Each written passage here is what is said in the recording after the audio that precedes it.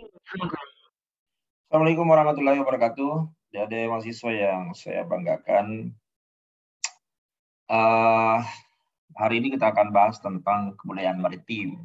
Ya, ini pekan ke-11 ya. Lalu setelah itu ada diskusi mengenai unsur-unsur kebudayaan maritim. Ya, hari ini saya akan menjelaskan dulu secara sederhana konsep dari kebudayaan seperti apa.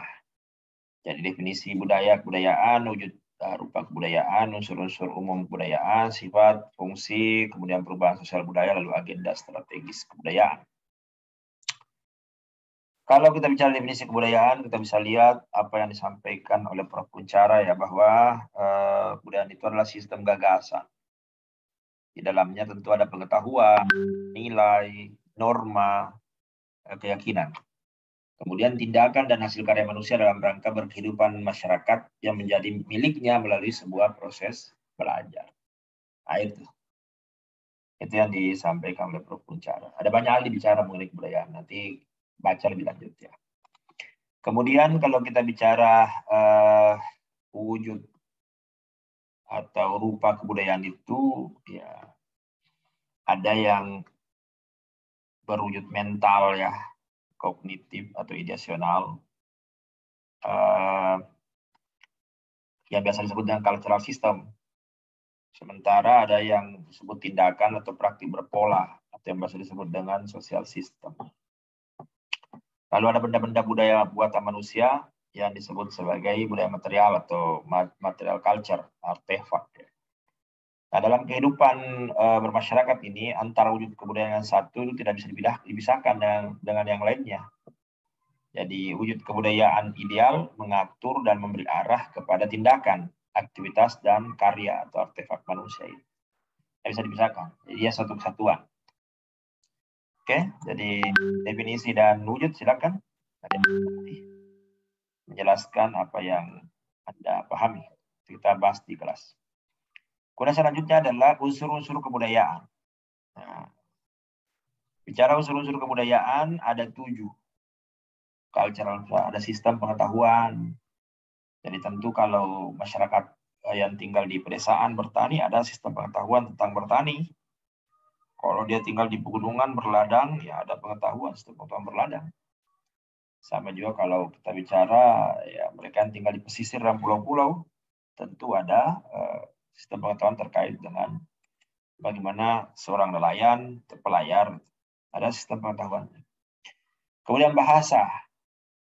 Nah, setiap suku bangsa itu punya bahasa, karena bahasa itu alat komunikasi kan. Cuma tidak semua suku bangsa punya tulisan. Organisasi sosial pasti, kan ini kan manusia makhluk sosial. Ada organisasi-organisasi sosial yang tentu terbentuk. Bisa jadi organisasi sosial itu kaitannya dengan ekonomi, kaitannya dengan berbagai aspek kehidupan lah.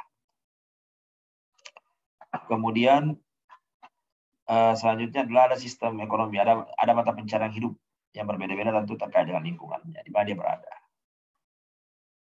Begitupun dengan sistem teknologinya. Jadi sistem pengetahuan yang ada ditunjang oleh teknologi, karena teknologi itu yang kemudian bisa menerapkan tadi sistem pengetahuan dia. Jadi bagaimana terkait perahu, terkait dengan alat tangkap, ya terkait dengan pengolahan hasil ya. Kemudian ada kesenian, ada kepercayaan atau religi. Biasanya kan ada upacara-upacara syukuran, upacara-upacara yang dilakukan, ritual-ritual yang dilakukan, dan itu biasanya diiringi dengan kesenian, lagu, tarian, dan seterusnya. Nanti kita bahas lebih lanjut.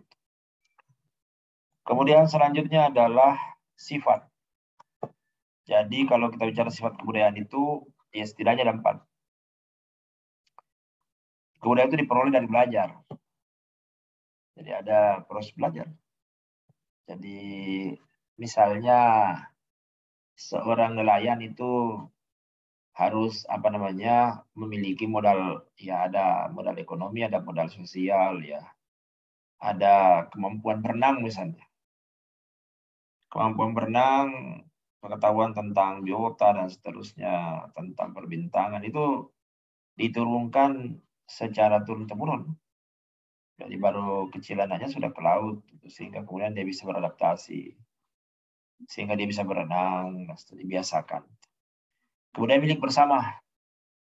Jadi tidak boleh sesuatu itu hanya milik sekelompok, lalu kemudian kita klaim itu kebudayaannya kelompok etnis tertentu, tidak bisa. Milik bersama artinya bahwa itu tertanam di dalam bawah sadarnya sebagian besar masyarakat pendukungnya. Kemudian itu sebagai pola, ada pola. Misalnya kita katakan masyarakat Jepang itu disiplin, karena ada pola-pola hidup disiplin di situ. Terpola. Kemudian itu bersifat dinamis dan adaptif. Ya, budaya itu lahirkan dari masyarakat dalam konteks penuhan kebutuhan hidupnya, sehingga kemudian ada perubahan terjadi, ya budaya juga berubah.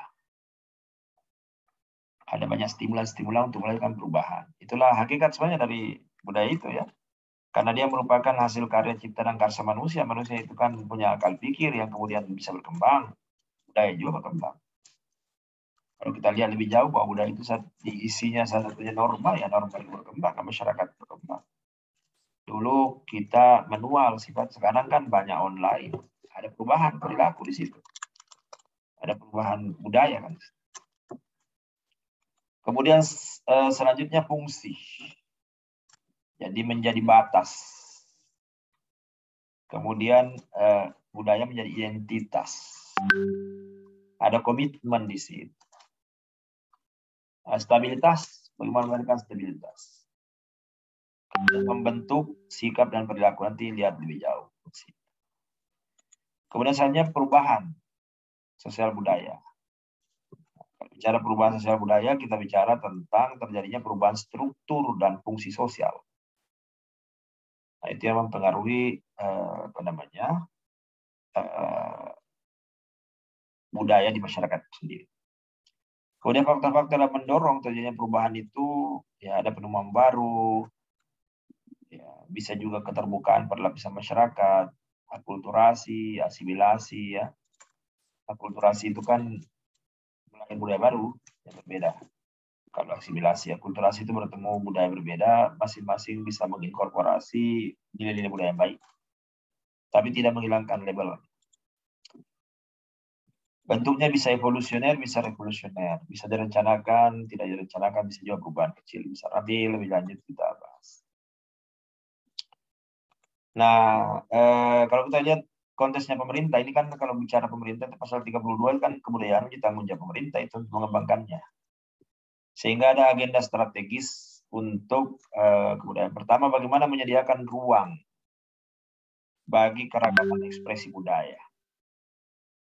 Yang kedua adalah bagaimana melindungi dan mengembangkan nilai kebudayaan tradisional itu untuk memperkaya kebudayaan nasional. Nah, ini yang menjadi persoalannya, karena bahasa itu kan tadi satu unsur kebudayaan. Bahasa daerah itu mulai hilang karena masyarakat pendukungnya tidak lagi menggunakan itu. Ditambah lagi dengan stimulan bahasa asing dan seterusnya, membuat mereka yang lahir dari rahim seorang Bugis tidak bisa bahasa Bugis. Yang ketiga, mengembangkan dan memanfaatkan kekayaan budaya untuk memperkuat kedudukan Indonesia di dunia internasional. Jadi kalau budaya itu digunakan, sebenarnya itu bisa sangat bagus. Misalnya bagaimana budaya itu di dalam konteks melestarikan lingkungan, bagaimana budaya siri itu untuk bisa menjaga integritas seorang pejabat, misalnya itu kan luar biasa. Siri untuk melakukan penyelewengan, korupsi, maka kemudian bisa melahirkan integritas. Jadi bagaimana kekayaan budaya itu memperkuat kedudukan Indonesia di dunia internasional. Lahir dari individu-individu yang berintegritas. Kemudian memanfaatkan objek pembangunan budaya untuk meningkatkan kesejahteraan. Jadi kan jangan budaya itu hanya sekedar seremoni, tapi dia betul-betul tumbuh kembang. Memajukan kebudayaan yang melindungi keanekaragaman hayati, misalnya bagaimana suku Bajo misalnya punya kearifan lokal di dalam pengolahan sumber daya alam laut. Nah, kemudian ada kelembagaan. Jadi bagaimana kelembagaan itu bisa menjadi wadah, wahana untuk kemudian mengembangkan. Bagaimana peran pemerintah sebagai fasilitator kemajuan kebudayaan, karena itu adalah amanat konstitusi. Iya. Kemudian selanjutnya ini kan nanti kita akan bicara mengenai kebudayaan maritim ya. Berbicara kebudayaan maritim itu terkait dengan masyarakat pendukungnya. Bahwa masyarakat pendukungnya masyarakat maritim. Masyarakat yang bermukim di pesisir dan pulau-pulau. Yang mayoritas itu ada masyarakat Marigin Tulennya itu kan nelayan dan pelayar. Nah, tadi kan ini kaitannya dengan unsur-unsur budaya, itu kaitannya dengan sistem pengetahuan, ya, gagasan, nilai moral itu kan ide gagasannya. Sementara ya ada terkait dengan bahasa, ya, bahasa lokal itu kan terkait dengan musim lah, terkait dengan jenis-jenis ikan, ya, perahu, alat tangkap. Jadi dia menggunakan bahasa lokal. Organisasi itu ada banyak. Organisasi kemaritiman itu ada istilah kapten kru, ya, ada istilah juragan pandega, penggawa sawi di Sulsel, di Panglima Laut di Aceh, itu kan sebuah organisasi sosial yang mana itu ya menjalankan fungsi-fungsinya masing-masing. Kemudian sistem ekonomi ini sudah saya bahas di pekan ke-7 ya, mengenai potensi-potensi sumber daya kelautan perikanan kita. Kemudian teknologi yang digunakan tentu berbeda-beda. Itu terkait dengan perahu, teknologi produksi, pasca panen, prasarana kemaritiman berbeda. Setiap daerah itu nanti kita akan diskusikan. Ada diskusi di pekan-pekan 12, 13, 14, dan 15. Ini kesenian misalnya, ya. Kemudian sistem kepercayaan, itu kaitannya dengan ritual-ritual yang dilakukan. Baik, saya pikir itu materi kita. Intinya bahwa bicara kebudayaan itu, budaya itu lahir dari kehidupan bermasyarakat. Manusia melahirkan kebudayaan. Karena kebudayaan itu bukan hanya sekedar kebiasaan saja. Ada ide gagasan di situ. Ide gagasan itu kan akal pikir, dan stimulannya tentu manusia. Karena hewan juga, tumbuhan juga kan ada pola-polanya. Ada pola-polanya. Ada pola di mana ya tumbuhan itu misalnya mekar bunganya di bulan tertentu, di jam tertentu. Hewan juga begitu. Ada pola-polanya, pola-pola perilakunya. Tapi tidak ada perubahan yang terjadi. Misalnya sarang burung dari dulu seperti itu. Sementara manusia itu kan bentuk rumahnya berbeda-beda. Kenapa? Karena ada perubahan-perubahan terjadi. Ya, ada stimulan akal pikir. Baik, terima kasih. Nanti kita kembangkan di pembelajaran kita. Assalamualaikum warahmatullahi wabarakatuh.